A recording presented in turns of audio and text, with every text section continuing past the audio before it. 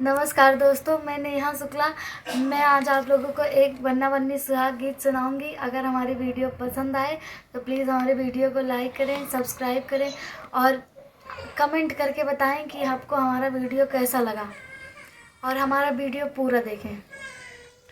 सोने के पिजड़ा गड़ाई माँ गए दुल्हे, अरे बन की रही मुनिया फसाई माँ गए दुल्हे, अरे बन की रही मुनिया फसाई माँ गए दुल्हे।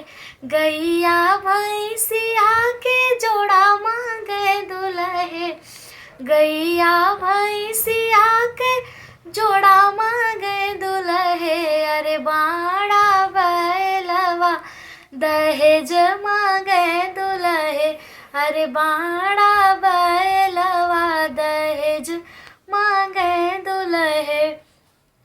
हंडा बटुआ के जोड़ा माँ गए दुल्हे, हंडा बटुआ के जोड़ा माँ गए दुल्हे, अरे दूधवा पियन के कटोरा माँ गए दुल्हे, अरे दूधवा पियन का कटोरा माँ गए दुल्हे।